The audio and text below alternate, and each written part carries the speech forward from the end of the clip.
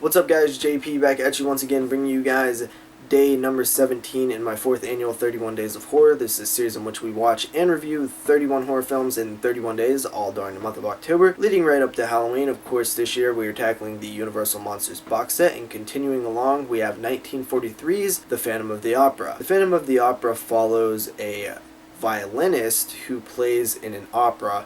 This character is played by Claude Rains, who played the Invisible Man and the Invisible Man from earlier in the weeks. He is beginning to lose his feeling and articulation in his fingers, which he is required to have in order to be an elite violinist. So that becomes a problem, and he's kind of slipping on his skills.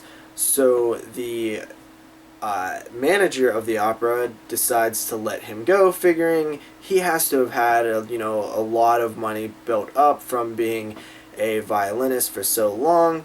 But unbeknownst to him, Claude Rains has been anonymously donating his money and paying for a woman's singing lessons who he is secretly in love with. Down on his luck, he tries to sell some of his talent, and he feels like he's being betrayed. He then accidentally or intentionally murders a man, which then the assistant throws some sort of acidic formula or element into his face.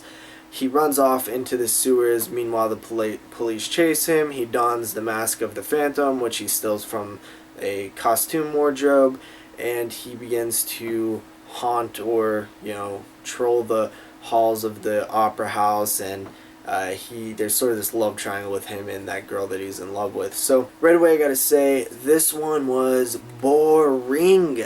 I did not like this one at all. Granted, it's not a terrible movie. I don't even think it's bad made. It's just not for me at all. A few things that I will say that I liked right away is I do like Claude Rains as an actor, obviously. The performance as the Phantom, it was okay. This is now my third version of the Phantom. I've seen the 89 version with Robert Englund, the 25 version with Lon Chaney, and I gotta say that this is my least favorite so far. It just doesn't have much to it, in my opinion. I kind of did like that we get to spend a little time with the Phantom early on. Then it's just not enough of him. It's more opera than Phantom. There's a lot of singing in this one, a little too much for my taste. Granted, it is the Phantom of the Opera, singing, plenty of singing, and I just could not get into it. It's funny because I meant to say some positives and I instantly go to negatives. Positives. I like the Technicolor. It looks vibrant. It looks awesome. The sets, the opera house are great.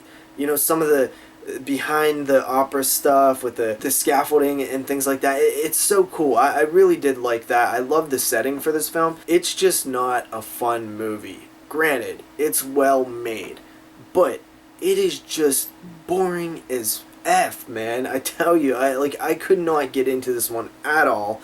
Didn't really like much about it at all. It's just slow, it's long, and it's just drawn out. There's nothing to it really for me. It's just not my type of movie in the slightest. It was, in color, and I was like, oh, this is cool. The first Universal Monsters movie in the box set that's in color. I didn't even know it was in color. So I was pretty excited about that, and then that's about as far as my excitement got for this one. I don't know. Like I said, it is not a bad movie in terms of how well it was made.